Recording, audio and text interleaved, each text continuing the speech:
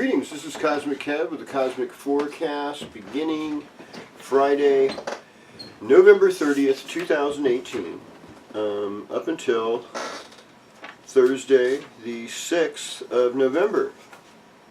And I was thinking this is a good news kind of a week, because Thursday we have Mercury going direct, and it's also a new moon. And I'm hoping everybody gets, the loving they need, happiness they need, and is able to enjoy what's going on. So, what else is going on this week? That's the other million-dollar question here. And well, Venus is moving back into Scorpio. Venus is going direct, and I found in my life, personally, once Venus started going direct, everything started going, whoa, all right, things feel better. And I think it was also the Sun going into Vedic Scorpio, sidereal Scorpio that it's in now. It kind of is more of an exalted place for the Sun, and it's a tropical, seasonal sign of Sagittarius, mind you. But they're like, can I keep up with what he's talking about? No, you can't, but that's okay.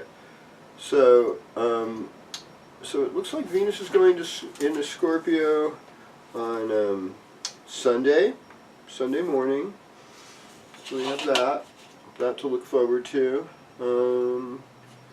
And then, Mercury goes direct on Thursday afternoon.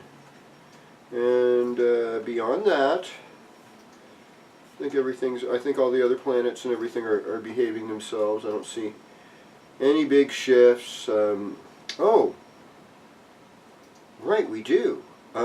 Because Mercury is retrograde, it actually goes back into Scorpio today. So, or it's about to. Not necessarily today, but tomorrow morning at 3:12 a.m. So, this is a little respite from its, close relationship to Jupiter. They're still pretty close. And so, it's good for the research. It's going to make people just maybe a little bit quieter. It's like, wow, keep your peace. And a lot of times if people go through trauma or tragedy, sometimes they're sensitive and they can't take a joke, and so you got to be really careful out there about what you say and all that wonderful, lovely stuff. Because everywhere is eyes and ears in recording devices.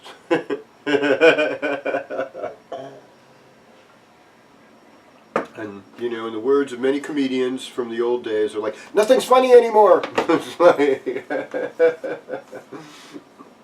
I love it when they say that. Okay, so let's start with you, Aries, and we're going to go sign by sign throughout the horoscope. So, well, for you, it's like there's this subconscious feeling of aggression. This subconscious feeling of aggressiveness, as Mars is in the 12th house. And sometimes it could be somebody else is really sneaky and they don't have your back. They're like plotting against you, secret enemies. You made somebody mad, but they won't talk about it. Some people, they just kind of, I call them the simmerers. They're out in the background. They're simmering.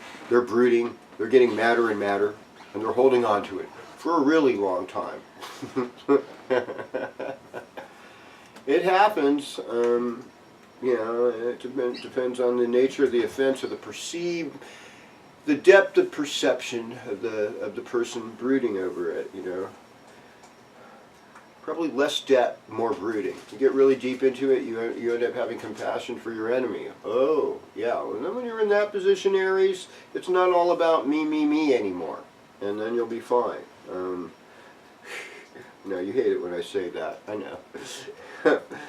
But, Jupiter's working good for you in the 9th house. You're in a lucky place. Sun's in the 9th house. You're in a place where you can be schooled, where you can learn more, where you can be educated. This moon is about getting healthier, taking care of your health for you. I would say that. And helping others. It's like when you are helping others, you can kind of make it like showtime. Like it's a good show. It's generosity. Orchestrate some really cool, fun generosity. These things go much better and you'll make more friends. Okay. Greetings, Taurus. Welcome to your horoscope. So, Venus back is gonna, still in Libra, but it's about to go into Scorpio. And so that's good news for Taurus. That means that Venus is about to go into your 7th house, going into your 7th house this week. So what does that tell me? It tells me that the rest of December is going to be love, love, love, and more love.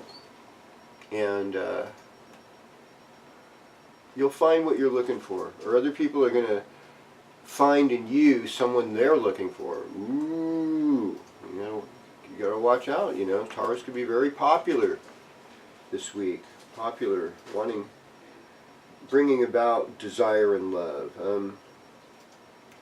North Node over in your 4th house. It's like you desire a good place to live, and there's nothing wrong with that. I mean, I wish everybody had a good place to live, but I've been in that position where there was one point in my life I did not have a good place to live. I did not have any place to live, and that was not a fun feeling at all. I mean, other than, go back to mom and dad's or crash on your brothers or something like that, And some of you are having to do that right now, and that's, it is not fun, and I get that.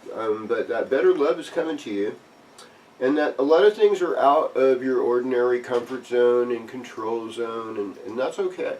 You can be okay still with things out of your ordinary comfort and control zone.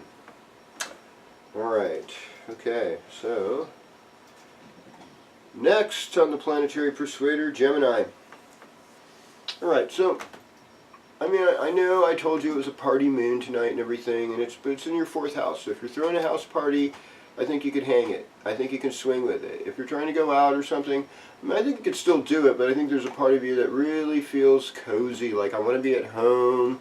I want to enjoy creature comforts. I don't want to be all over the place. I've had enough of all this other stuff going on.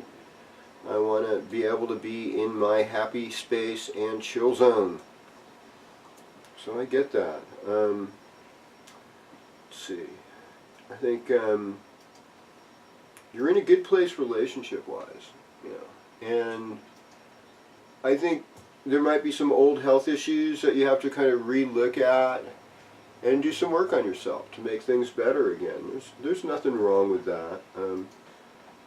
Trying to make improvements, and I think you'll be like Sunday, Monday, you'll be feeling a lot better, you'll be feeling a little lighter. It won't be quite as heavy. You do have some good leadership qualities though right now.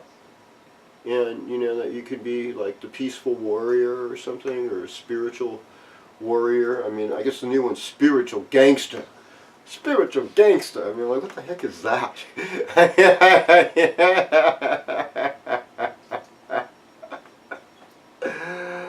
I don't know. I guess that's like when you're like throwing a curse on Trump or something. I don't know. That's just like, the guy seems to have like somebody threw a curse on his brain or something. Poor dude. But it's okay. It's kind of fun though. He's almost like Rocky, like he's gotten out of a really bad fight. Hello, town of pleasure. It's paradise, dude. It's paradise. No. It's like, it's just like, oh no. I don't know, I guess his normal cue card person wasn't there or something. I'm not sure, He's very humble. He got schooled by Cal Fire. I don't think he liked it, but he had to go along with it. Alright. Oh, God. It's such great acts, though. I love the acting. Politics is just all acting. It's a cruel and unusual game that, works really well for the banking system, or else you get knocked off. So, I guess that's the way it goes. Greetings, Cancer. Welcome to your horoscope. You've got strong desires. I talked about that last week. Sagittarius time for you is about taking care of your health, getting organized, taking care of business. It's about uncles and aunts. It's about small pets. It's about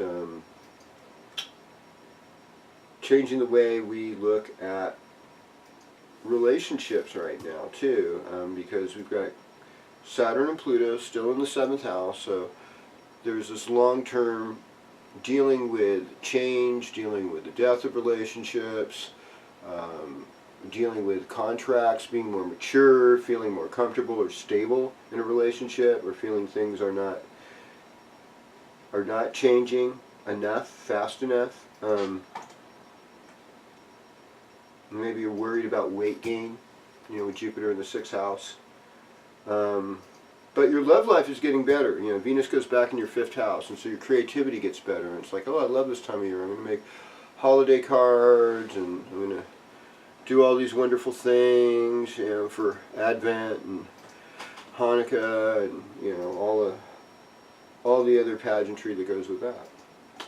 Okay. Well, now I'm about to take it into the Leo zone, folks. David Palmer, this one's for you, buddy. He says, I hate when people say that Leo's about ego, you know, and he's Leo's son. I love that. I just love I absolutely loved it. He's so funny. And he's enthusiastic. If you ever want to check out the Leo King for astrology, I'm going to give him a plug. He knows his stuff, you know, for the most part. He knows his stuff. He's still young. He's coming of age, you know. Alright, so for Leo, Sagittarius time generally, it's about opening up your heart. And it can be like the clown, it can be the teacher, it can be the queen, it can be the king. If you have children, it's about your children. If you don't have children, it's about what creative projects you're leaving behind for the world. And they could still be that even if you do have children. But if you don't have children, well, you don't have children, so we can't talk about your kids, you know. Unless you're like somebody who's like escaping or running away from child support. I knew a couple of guys like that. I just never, it's like owing up to your karma, you know, your birth karma, your karma of reproducing. It's important, you know, and if you're not able to be responsible, then, you know, it's all snip and tie and stuff, you know. You know, but if you're not going to do that, then that means that you have to face responsibility, regardless of what your gender is, that, you know, you can knock somebody up or get knocked up, you know, you can get somebody pregnant, you're fertile beings, and that's what I'd say. Leo, this is a fertile time for you, you know, it's like this fertile ground. What are you going to put into it? What are you going to make it? Honoring your parents with something loving, you know, honoring your mother, saying sweeter things to them, you know, even in Mercury retrograde, focusing on that communication, changing health habits that may not have worked for you in the past, being patient with other people.